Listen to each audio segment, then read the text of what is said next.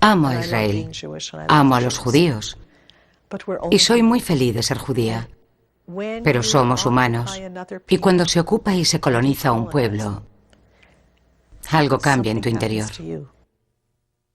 No he podido visitar a mi hijo en el hospital desde hace 2 semanas. Pero si acabas de decir que llevas un año sin pasar por aquí. Eso has dicho. Se llevaron a mi hijo desde mi casa en una ambulancia. Yo no estaba y tengo que verlo. Jamás hubiera entrado sin el pase. ¿No se dan cuenta? Después de 2000 años, nos dieron la oportunidad de tener un Estado. Y lo que más me temo es que ahora lo podemos echar todo a perder. Y la culpa será nuestra. Eso es lo que pienso. Y creo que tengo que poner lo que esté en mi mano para salvar esta situación.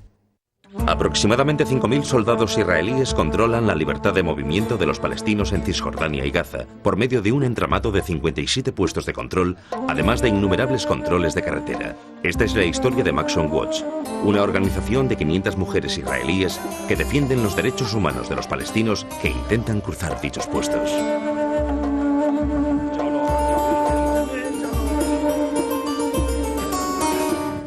¿Cuál es el motivo del control? ¿Cuál es el motivo? Mire, ahí tiene el motivo.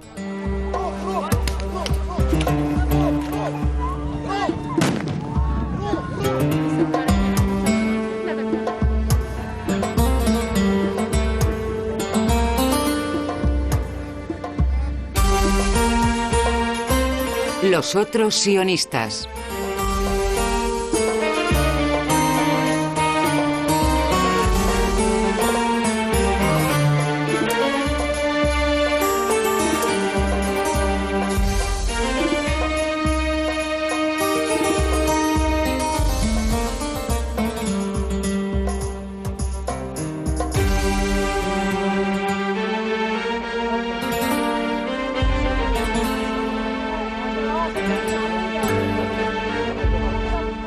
Shalom.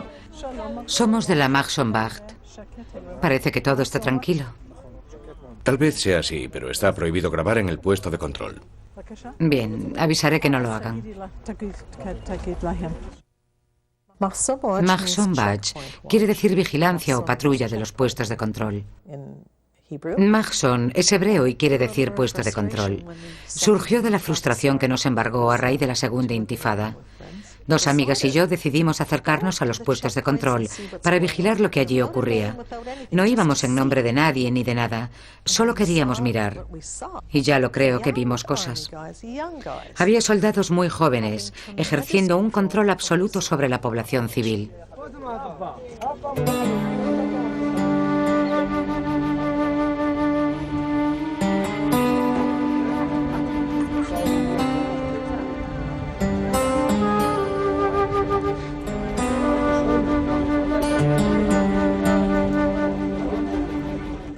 Soy una de las fundadoras de este movimiento que se basa en ser testigo de lo que veo. Hay que aprender a observar. No siempre vamos para solucionar problemas. La verdad es que no podemos hacer gran cosa, pero vamos para mirar y aprendemos a observar. Hay que fijarse en los soldados, ver si se limitan a vigilar o si están apuntando a alguien con las armas. Hay que procurar no inmiscuirse en los asuntos de los soldados y ver cómo es su comportamiento antes de que hayamos llegado. Queremos ver si dejan pasar a la gente o si discuten con ellos. Nos fijamos en cómo se dirigen a la gente. Tenemos que saber cómo se desenvolvían antes de nuestra llegada, porque nuestra presencia ejerce bastante presión.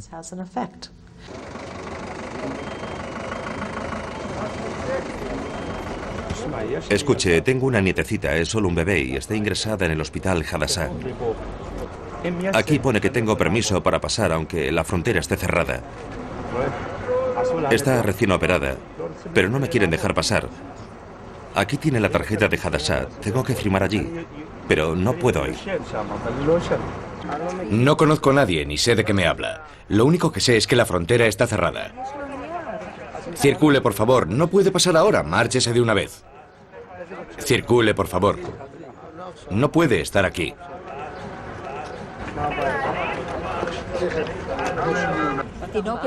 La niña tiene 4 meses y la han operado a corazón abierto. Este hombre tiene un permiso para pasar e incluso puede pernoctar en Israel, pero no le dejan cruzar. He llamado al Centro de Recursos Humanitarios del Ejército. Me han dicho que puede entrar y que se encargarán de todo. Pero ya han pasado 20 minutos y aún no lo han dejado cruzar.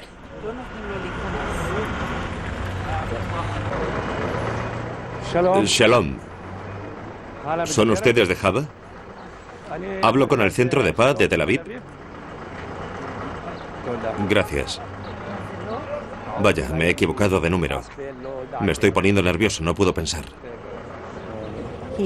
Todos los días pasa por aquí, pero hoy no lo han dejado cruzar. Tuvimos que hacer muchas llamadas, dar muchas explicaciones. Por fin conseguimos que pasara. Me acaba de llamar Silvia. Es una de las mujeres de la Maxonbacht. Me dijo que había hablado con él y que había llegado sin contratiempos al hospital.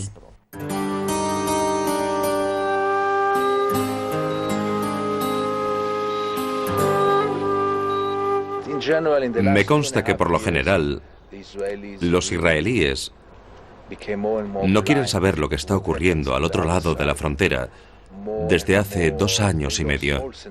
Con el tiempo han ido perdiendo la sensibilidad, parecen totalmente centrados en su propia tragedia, dando la espalda a lo que está sucediendo al otro lado, no lejos de nuestros propios hogares. Todas aquellas tragedias terribles ocurren a media hora de nuestros cafés, a 1 hora de nuestros clubes. Hay gente que muere de hambre, hay gente encarcelada, hay gente que se pregunta ¿para qué levantarse por la mañana? Y desgraciadamente para la mayoría de los israelíes todo esto les es totalmente indiferente.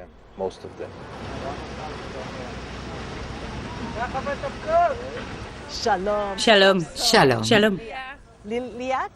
Solo aceptamos a mujeres porque pensamos que los hombres son más inclinados a meterse en peleas y enfrentamientos con los soldados. Y las mujeres de la Maxonbacht tienen que ser elegidas con mucho cuidado, ser muy válidas. Son gente maravillosa, son mujeres trabajadoras y muchas de ellas trabajan a tiempo completo. Son mujeres tremendamente leales. Les tengo mucho cariño y las respeto y las admiro. Hemos sido testigos de unos comportamientos inadmisibles por parte de miembros de Maxonbacht. Hace poco se presentaron a las 5:30 de la mañana provocando con sus gritos a los soldados en un puesto de control bastante conflictivo. Aseguraban a los árabes que allí hacían cola, que los dejarían cruzar, pasara lo que pasara. Actitudes como esta no hacen más que incitar asesinatos premeditados y ni siquiera son una organización profesional. Que no les quepa ninguna duda de que la Maxonbacht está siendo investigada muy de cerca por las fuerzas policiales y de seguridad nacionales. No obstante, me consta que cuando sean llevadas ante un tribunal recibirán un juicio justo. Yo mismo cubriré la información del proceso. Sabemos que han ocurrido cosas terribles en los puestos de control, y lo sabemos por los informes presentados y porque ya ha habido algunas denuncias y se han presentado cargos contra soldados. Los soldados han matado a personas, los han apaleado hasta la muerte. Ha habido casos de vejaciones sexuales, incluso de violaciones en los puestos de control. Se han realizado violaciones con fusiles. Nos consta que ha habido brutales palizas en los puestos de control. Y nos consta que ha habido mujeres que se han visto obligadas a dar a luz en los puestos de control porque no se les había permitido llegar hasta un médico. Y como consecuencia, sus hijos murieron.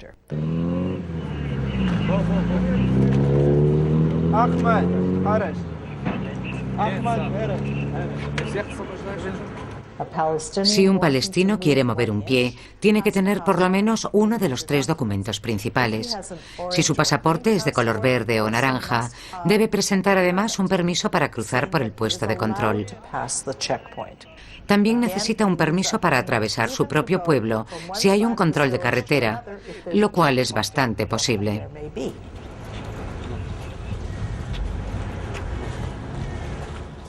Una vez presenciamos un comportamiento inusual por parte de un palestino y no sabemos si nuestra presencia lo envalentonó.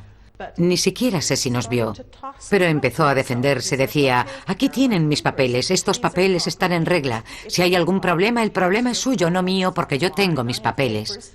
Bueno, Avisen en su oficina que la próxima vez que expidan un carné que lo sellen como es debido. Yo tengo mis derechos, como cualquier ser humano. Y si no quieren que los filmen, acaben con este asunto. ¿Cómo? ¿Que por qué les grito? A mí nadie me dijo que solo estaban comprobando mis papeles. Lo que me dijeron fue que tenía que marcharme. Me dijeron que no podía cruzar. Y tengo todo el derecho a estar molesto.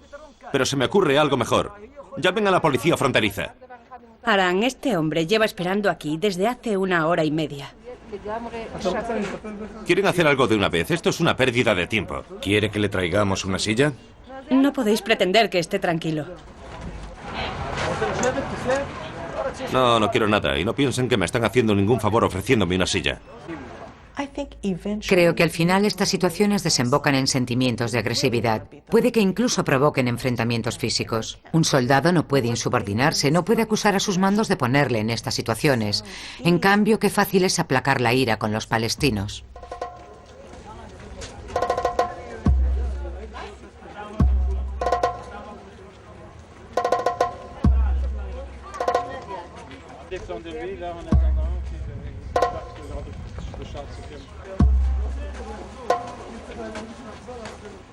Este palestino tuvo el valor de hablar.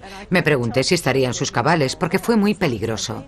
De no haber estado nosotras allí, podía haber sido objeto de una paliza. Las mujeres de los derechos humanos me ayudaron bastante. De no ser por ellas, los soldados no hubieran movido un dedo. Tuvo un final feliz, pero tendrá que pasar por la misma situación mañana, con los mismos papeles que hoy no eran válidos.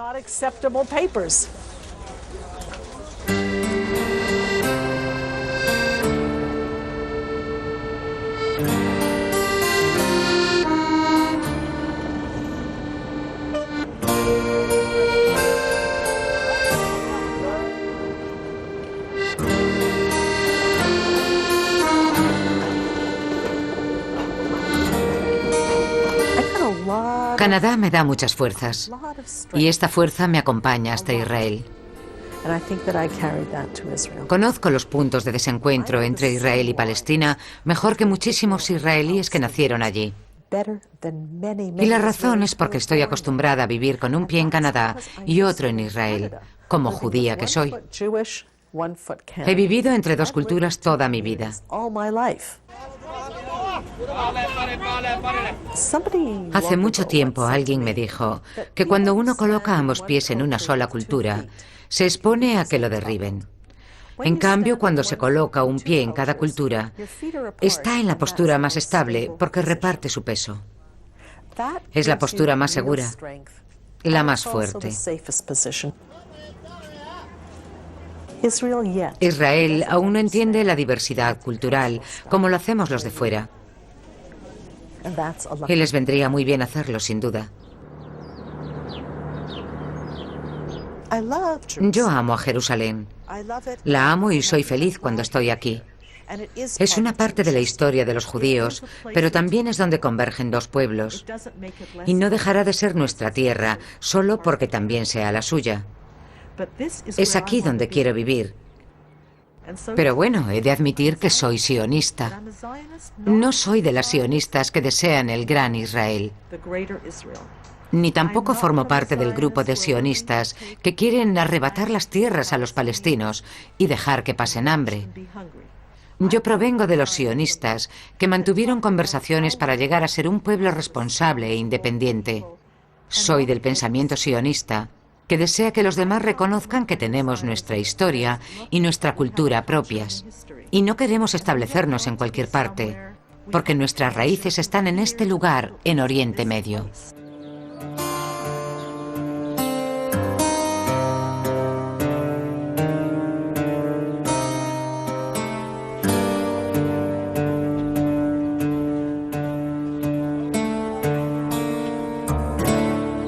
Los puestos de control son las puertas de una prisión terrible, donde viven confinados 3 millones de palestinos desde hace al menos 2 años y medio. Esta situación viene de muy atrás, de hace 35 años, durante los cuales ellos han vivido bajo condiciones terriblemente infrahumanas. La última vez que hablé con ustedes, Abu Dis era humillante.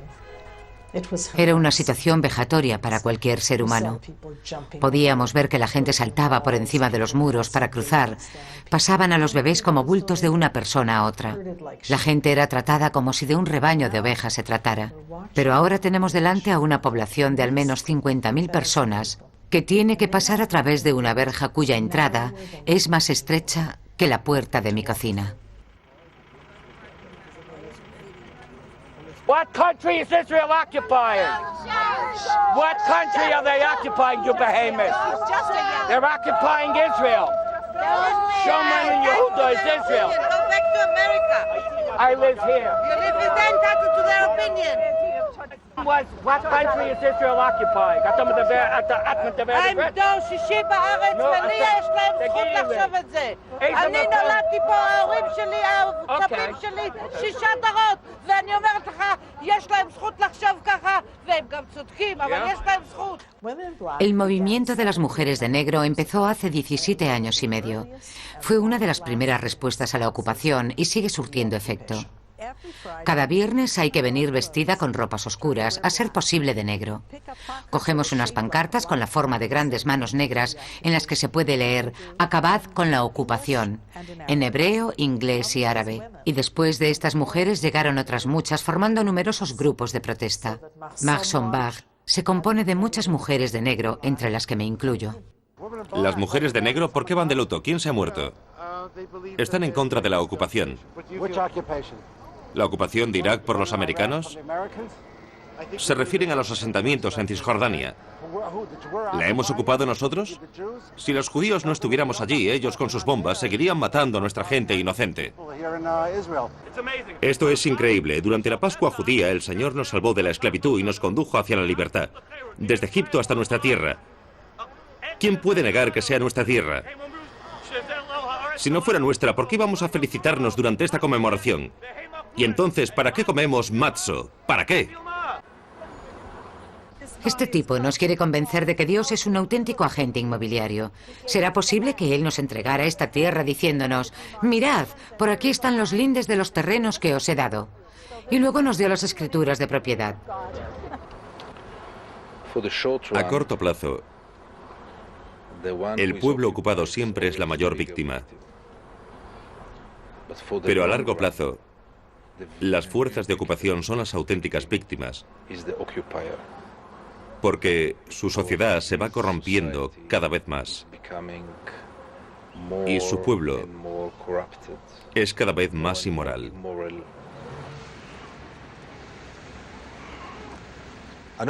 Una vez, soldados anónimos abusaron de una mujer que llevaba a su hijo pequeño en brazos mientras intentaba cruzar un puesto de control. Su marido imploró a los soldados para que tuvieran piedad con ella porque estaba sangrando. Pero ellos solo lo echaron de allí con frases vejatorias. Los soldados hablan como si se dirigieran a una manada de bestias. No habrá nadie que pueda escabullirse de su responsabilidad. Responsabilidad que es de todos.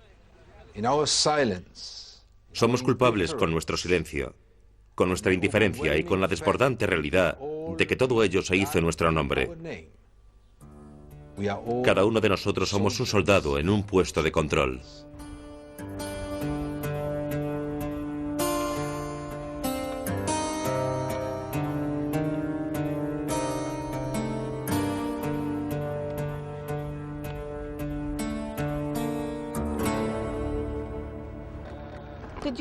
¿Es que no habéis visto a aquella mujer que se alejaba cojeando mientras se apoyaba en un amigo? Tiene una herida en el pie. Ella no puede viajar en ningún vehículo. Tiene que caminar para cruzar el puesto de control. Los coches pueden llegar solo hasta cierto punto y desde aquí no la pueden recoger. Hoy no se permitió pasar a ningún coche por aquí y ella tuvo que caminar sobre su pie herido. Estas cosas hacen que una se vuelva muy radical. Es imposible permanecer indiferente. Es imposible mirar a otro lado. No es posible asumir esto ni sentir indiferencia. Es fácil no pensar en las penurias de los palestinos desde la comodidad de nuestra propia casa. Pero es imposible que no te afecte cuando lo estás viviendo. Yo comprendo que las medidas de seguridad son necesarias hasta cierto punto, pero debe haber cierta proporción entre los sufrimientos que estamos causando a costa de nuestra propia seguridad. Opino que los puestos de control son un claro ejemplo de que no existe ninguna proporción. Pedimos todo esto a cambio de no dar nada. No tenemos reparos a la hora de causarles sufrimientos y con ello podemos extremar nuestras medidas de seguridad. Esto no está bien. No está bien. Maya es menos radical que yo. Pero soy más radical ahora que antes. Sí, es mucho más radical ahora que cuando empezó. Muchísimo más. Esto hace que te vuelvas muy radical. Estoy de acuerdo con ella en eso. Pero es que además yo pienso que todo esto no se ha organizado para extremar las medidas de seguridad. Lo que pienso es que los puestos de control son precisamente el punto de origen de terroristas, donde comienza a forjarse el terrorismo. Ocurre cuando se obliga a la gente con niños pequeños a caminar así. ¿Quién sabe lo que pensarán un día esos niños? Y eso que hoy es uno de los días buenos. No veo que ningún soldado acose a nadie. Pero el simple hecho de tener que hacer esto, este ir y venir bajo el yugo de los controles en su propio pueblo, sin poder conducir sus coches hasta la puerta de sus casas. ¿Por qué los israelíes pueden hacerlo, pero los palestinos no? Son lugares terribles y criaderos de sentimientos de furia. Hoy es un buen día, pero aquí no siempre hay tanta tranquilidad. Hace buen tiempo y los soldados se comportan bien. Estoy de acuerdo con todo lo que dices. Ya veis que esto te vuelve radical. Al principio los palestinos sentían mucha animosidad hacia nosotras. Nos consideraban israelíes. Tenían miedo de que podíamos ser de la Shin Bet. Pensaban que veníamos de parte de la inteligencia o que éramos policías. Quizá incluso formábamos parte de un comando del ejército con ropas de civiles. No se fiaban de nosotras en absoluto. En más de una ocasión un palestino me ha espetado: no queremos vuestra ayuda. No queremos veros por aquí. Fuera de mi vista y que no os vuelva a ver. Pero con el tiempo eso ha cambiado. Esta es mi hija, Amina. Me mandan desde Calquila para hacerle unas radiografías en Nablus. Allí no se pueden hacer radiografías. ¿Este es el volante médico? Sí, tengo dos volantes. Uno es para su cabeza y el otro para sus ojos. ¿De dónde eres? Soy de Farjablé y me dirijo a Nablus. ¿Has intentado cruzar? Sí, lo he intentado en 5 ocasiones, pero no me lo han permitido. Ha sido completamente imposible. Además, el médico me ha dicho que tenía que ir por urgencias. Me hago cargo.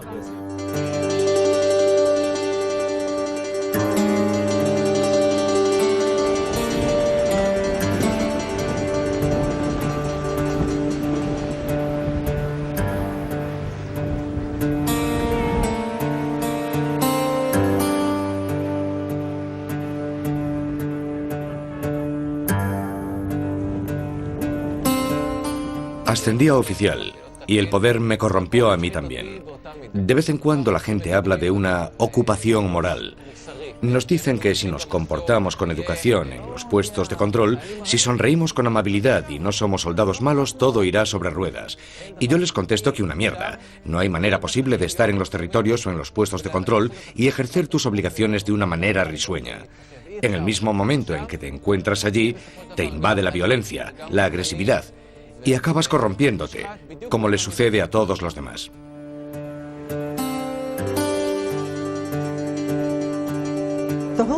Los palestinos se vuelven serviles ante los puestos de control. Piensan que si no quieren meterse en líos y si quieren pasar sin problemas, tendrán que bajar la mirada y presentar sus papeles.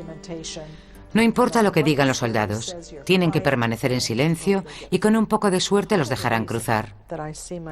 Uno de los motivos por los que creo que puedo ser de utilidad en los puestos de control es por mi físico. Porque me ven con mis cabellos blancos y a menudo me llaman Doda, porque les parezco como una de sus tías o sus abuelas. Físicamente soy el prototipo de la mujer madura judía, la mujer ashkenazi. Es imposible parecer más judía que yo. Creo que ellos intentan disimular y no hacen nada que yo pueda ver, de la misma manera que no querrían que los viesen sus tías o abuelas. Ahora os voy a contar una historia verdaderamente triste. Yo misma vi lo que sucedió con mis propios ojos. Ocurrió un día en que los soldados retuvieron a la gente hasta que finalmente les devolvieron sus papeles. Empezaron a repartir los pasaportes, llamando a la gente por su nombre. Normalmente pasan 3 o 4 de una vez. Al final, cuando todo el mundo tenía sus pasaportes, un hombre gritó: «Esperad un momento, el carné con mi permiso de trabajar aquí ha desaparecido». Y entonces todos los soldados empezaron a decir: «¿Qué ocurre? ¿Quién lo tiene? Vamos a comprobar a ver si lo tenemos». De pronto una mujer soldado dijo, sonriendo como una niña coqueta: «Vaya, puede que lo tenga por aquí». Y dando una vuelta metió una mano en el bolsillo de su pantalón y sacó el documento que le permitía a aquel hombre trabajar en Israel. Se lo entregó porque todo había sido una broma sin importancia. De no haberse percatado a tiempo, el hombre habría tenido muchos problemas. Considero que este tipo de comportamientos por parte de una joven israelí es cruel y triste. Pero ella sabía muy bien mi manera de pensar y me dijo: «A ti no te gusta lo que hago, pero ¿sabes una cosa? Soy tan buena judía como tú».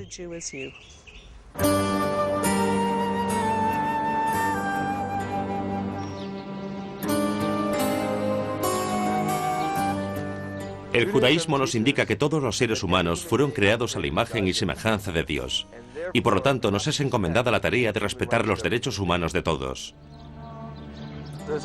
Existe una maravillosa historia, una historia que se relata en la Biblia, por supuesto, en la que Agar e Ismael son obligados a adentrarse en el desierto.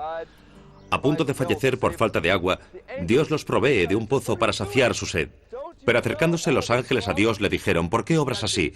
¿No conoces todos los problemas que los hijos de Ismael han de causar al pueblo judío a lo largo de la historia? ¿Acaso no es mejor acabar con ellos aquí y ahora? Déjalos y que se mueran». Pero Dios se negó. Porque Dios sabe que no hay historia ni futuro que sean inevitables. Y dijo Dios: «El que ahora tengo delante de mis ojos es aún un niño inocente». Y los que fuimos creados a la imagen de Dios no podemos ser menos. Nosotros también hemos de superar las barreras emocionales y las barreras ideológicas.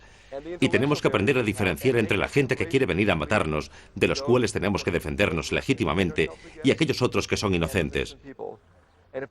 Si no somos capaces de lograr esto, nos veremos todos atrapados en el mismo infierno.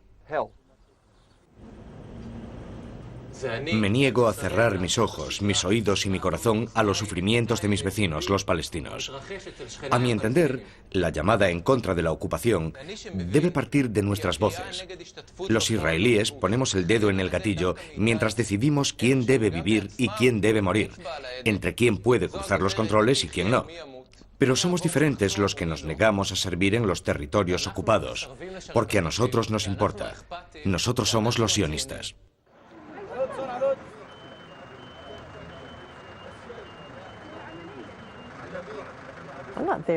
Yo no he venido a predicar a los soldados. He venido para asegurarme de que alguien protegerá a los que no tienen protección. Por esa razón he venido. En ese momento, los que carecen de protección en Israel son los palestinos. Quisiera contaros lo que me dicen algunos soldados. Y no sabría decirte cuántos me lo dicen sin ningún rencor. Me dicen: «El único árabe bueno es el árabe muerto. Tenemos que acabar con todos». Me lo han dicho muchas veces. Y me lo dicen porque están intentando explicarse, para que yo entienda por qué se comportan como lo hacen. Cuando lo dicen, no hablan de matar solo a terroristas suicidas, no, dicen todos los árabes. Esto es una basura. Es una total ausencia de sentimientos. Y creo que nace como consecuencia de la ocupación. Tiene que brotar de un fondo de insensibilidad hacia los demás. Lo que no se puede hacer es abrir y cerrar el grifo continuamente, según nos venga en gana. No se puede ser caritativo en un momento y cruel el otro. O somos un pueblo sensible o no lo somos. Me consta que antes fuimos un pueblo solidario y debemos recuperar lo perdido.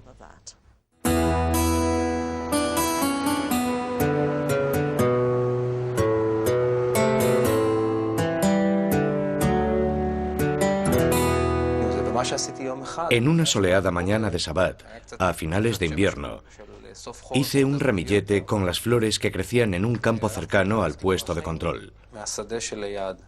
Entregué una flor a cada palestino que llegaba. Todos reaccionaron de un modo asombroso. Incluso la gente que no podía dejar pasar. Había demasiada gente. Y yo les decía, lo siento. Pretendía que pudiesen sentir algo de compasión y esperanza por mi parte.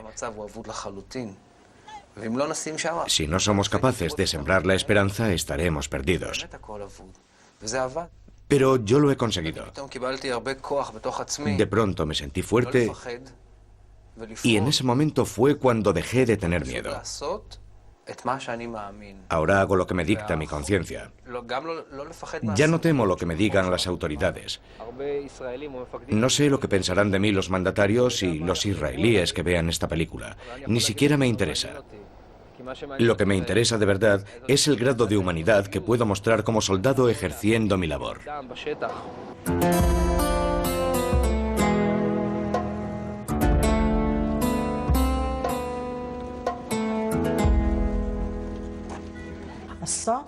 He hay un soldado que muestra ternura y que tiene que convivir con los demás. Seguirá rodeado de los demás soldados. Ayer vinimos al puesto de control y el fotógrafo y Eric, el cámara, me dijeron, no hay nadie pasando. Parece que hoy todo está desierto. Pero yo les dije que seguramente no estaban dejando pasar a nadie y que esperásemos a ver qué pasaba. Y acerté. Había una multitud de gente que se agolpaba para entrar, pero no los dejaban hacerlo. En el mismo instante que aparecimos con las cámaras, la gente comenzó a pasar. De modo que al soldado tierno no le importaba dejar que la gente estuviese esperando a pleno sol durante una hora, deseosos de llegar a sus casas después de una jornada laboral. El soldado tierno ya no sentía tanta ternura, pero los dejó pasar. Una vez que llegamos nosotros, algunos soldados intentan abrir un poco la mano.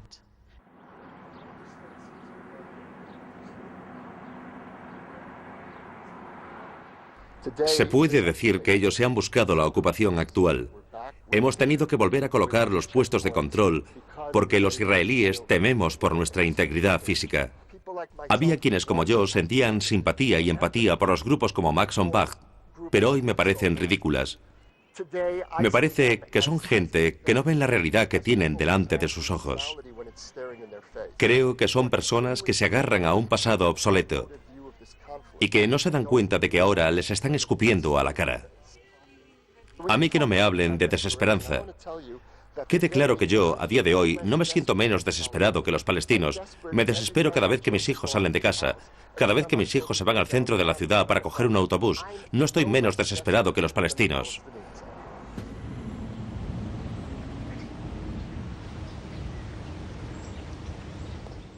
El muro mide 8 pies de alto. No, perdón, mide más. 8 metros. Una amistad me hizo un comentario hoy. Dijo que mide más que el antiguo muro de Berlín. Este muro nos impedirá contemplar la belleza de las colinas de Judea y a ellos los encerrará dentro de un pequeño recinto amurallado, lejos de absolutamente todo. No podrán moverse, no tendrán salida. Hemos creado una olla a presión.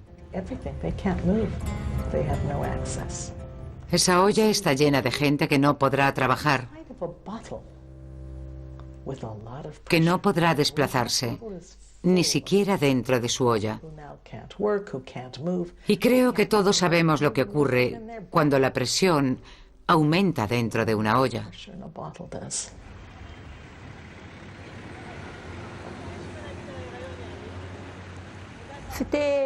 Aquel día era mi cumpleaños.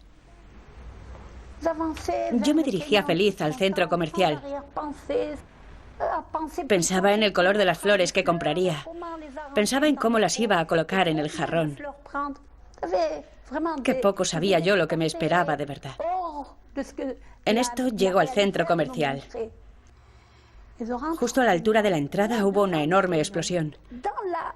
No se puede imaginar la magnitud de la explosión. Fue indescriptible.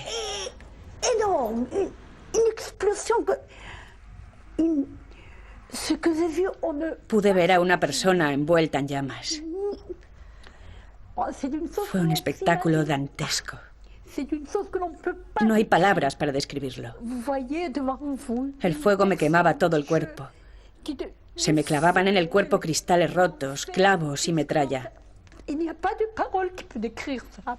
No podía protegerme, no podía hacer nada. La sangre manaba de las heridas en mi rostro. Estaba quemada, pero no podía moverme. No podía hacer nada. Nunca antes había sentido odio. Ahora los odio, me dan asco. No quiero volver a tenerlos cerca nunca más. Nunca más. Que se queden ellos allí y nosotros aquí. Tiene que haber una frontera. Tiene que haber una frontera y no hay más que hablar.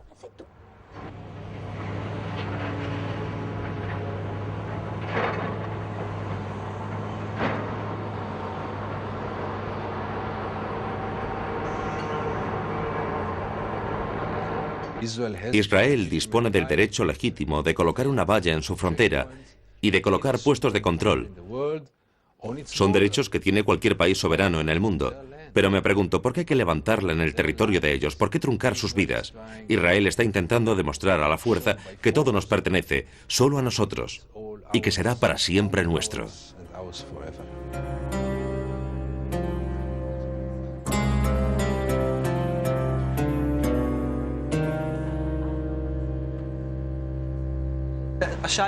Eran las 10 de la mañana, y esa noche era la primera de la Pascua judía. Pudimos ver a una ambulancia que bajaba a la calle a toda prisa. Yo me preguntaba por qué iba tan deprisa. No entendía por qué no encendían las sirenas y llevaban a una persona enferma. Cuando paramos la ambulancia se bajó un hombre que se identificó como médico. Yo le dije que no habría problemas y pedimos al conductor que abriese las puertas de atrás. Se asomó una señora con un bebé y 2 niños pequeños. Lo primero que se me ocurrió fue preguntar al médico por qué me había asegurado que no llevaban a nadie. Llamamos por la radio y comprobamos que el nombre que estaba en el carné del conductor figuraba en una orden de busca y captura. Luego, otro soldado que hablaba árabe mejor que yo le preguntó al conductor si transportaban algo y no contestó. Pero entonces el médico dijo, sí, hay algo debajo de la camilla. Bajo la camilla había 10 kilos de explosivos envueltos en un jersey que iban camino a explosionar dentro de una sinagoga. Siempre digo que los 10 kilos de explosivos son como mis 10 años de servicio. 1 kilo por cada año cumplido. Y si ese fue el precio que tuve que pagar, por mí estupendo. ¿Os parece que voy a los puestos de control para hacer daño a alguien? ¿O para saciar mis frustraciones con alguien? Puede que los puestos de control sean precisamente la forma más humanitaria de impedir que los daños lleguen a mayores. Han ocurrido demasiadas cosas. El círculo de personas que han sufrido se ha agrandado. Hubo tiempos en que era posible ignorar estas cosas y pensar que era un ataque más. Y qué triste, pero menos mal que no había pasado aquí. Pero sigue ocurriendo a nuestro alrededor. La madre de un amigo mío fue asesinada en un autobús en Jerusalén mientras iba a su trabajo. O la hija de un amigo que acababa de volver de la India y que fue asesinada hace 3 meses mientras se dirigía a la universidad. Tenía la misma edad que yo, 23 años. Hay cada vez más historias como estas y la tensión va en aumento. La gente empieza a tener miedo de seguir adelante con su vida. Esta no es una situación normal. Por tanto, no me podéis pedir que me preocupe por los demás palestinos.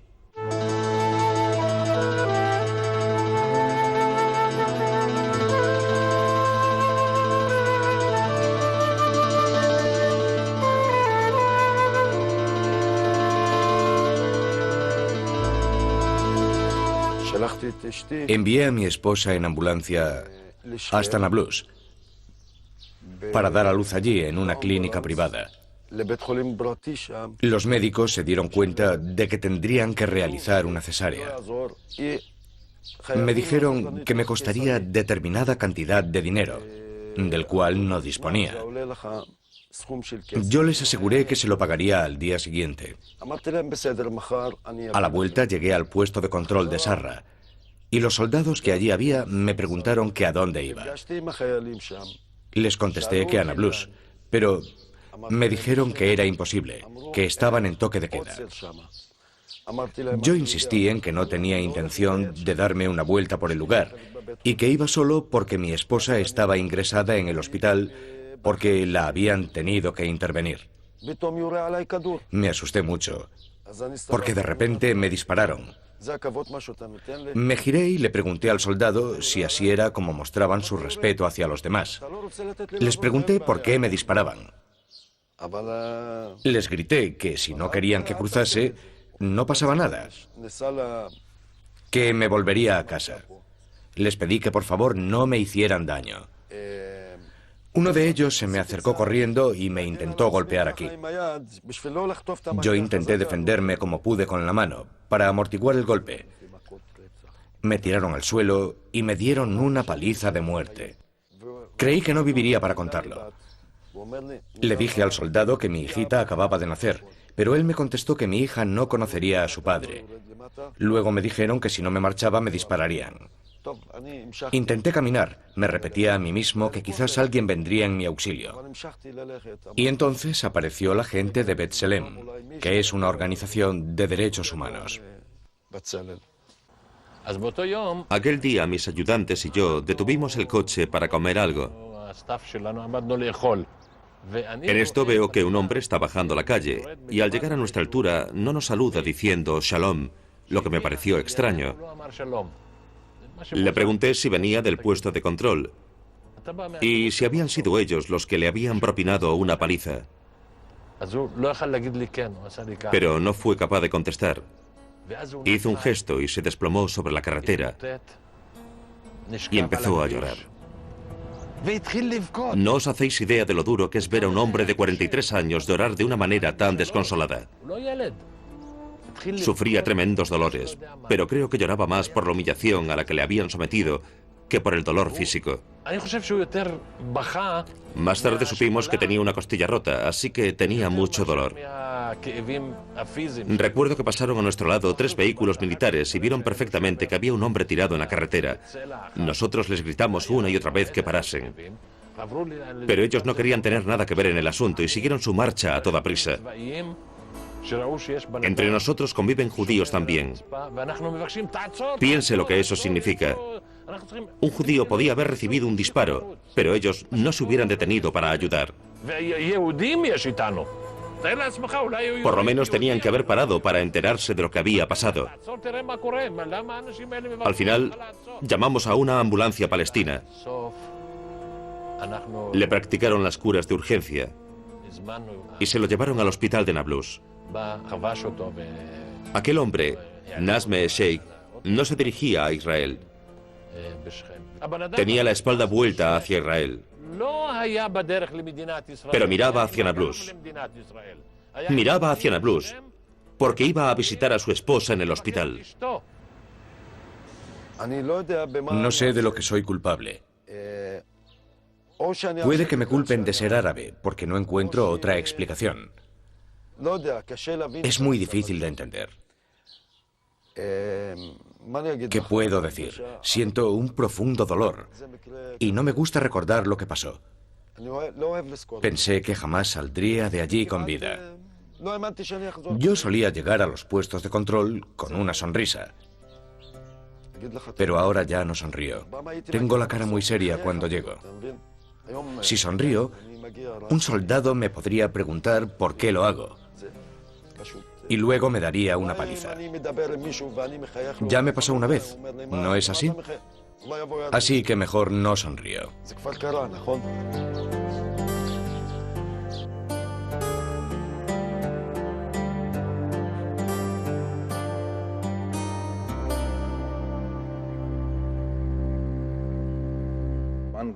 Yo me marco una meta en mi trabajo y es evitar que llegue el día en que se pueda decir que estas cosas no se sabían.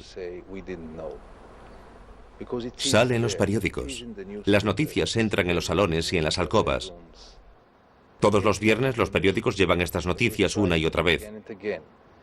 De modo que nadie, por lo menos nadie que lea Haaretz, podrá nunca decir que no sabía que tales cosas estaban ocurriendo, que sucedía todo aquello.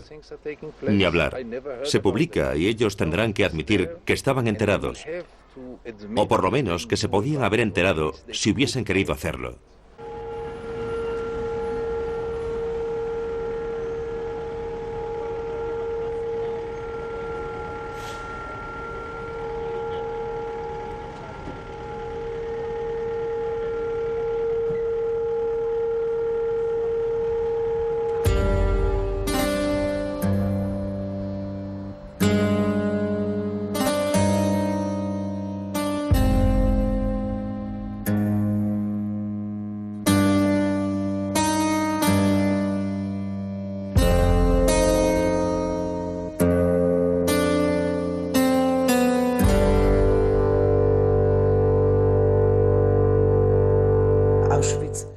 El tema de Auschwitz concede legitimidad a las fuerzas de ocupación. Continuamente se hacen comparaciones entre los nazis y nuestros enemigos actuales, los árabes o palestinos. Pero comparar a Hitler con Arafat no tiene ningún fundamento. Es una ridiculez que no tiene sentido. Distorsionan la realidad.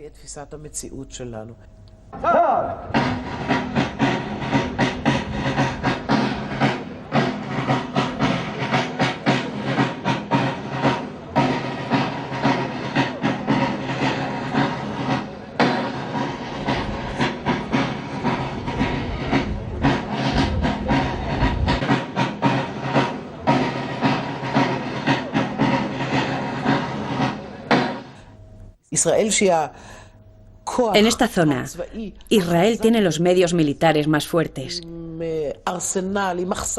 disponiendo de todo un arsenal de armamento poderoso, del que pocas naciones pueden presumir. Así que esta amenaza de otro Auschwitz, con la que continuamente nos meten miedo, impide la posibilidad de liberarnos de este conflicto eterno, que no nos deja vivir como personas normales y en paz. Estamos asumiendo este horrible papel de víctimas perpetuas. Estamos sacrificando a nuestros propios hijos sobre el altar de un conflicto innecesario.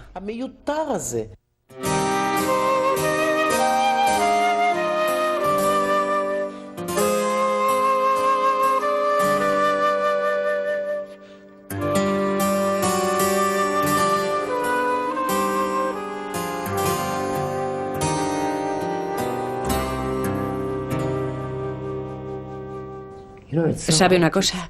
Es muy extraño hablar de David en tiempo pasado. David era el hijo de mi alma. David fue asesinado en el puesto de control, que fue creado ante las insistencias de los que se establecieron en los territorios ocupados. Si uno quiere ir a vivir en algún asentamiento, que es como una casa de locos, en una caravana en alguna colina, porque de verdad cree que pueda existir el gran Israel, que lo haga. Pero ¿por qué pusieron en peligro la vida de mi pequeño?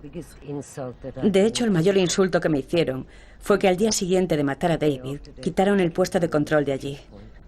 ¿Qué tengo que pensar? ¿Que mi hijo dio su vida por Israel? Yo creo que no.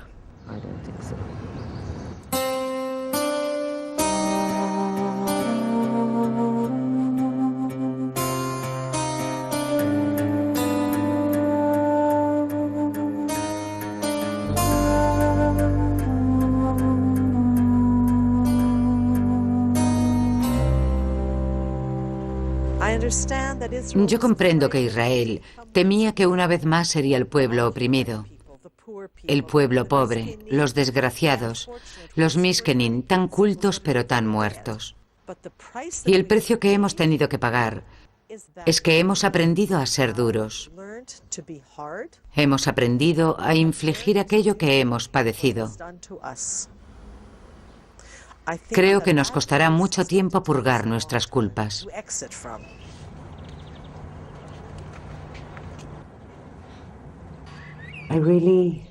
Estoy convencida de que necesitamos un Estado judío.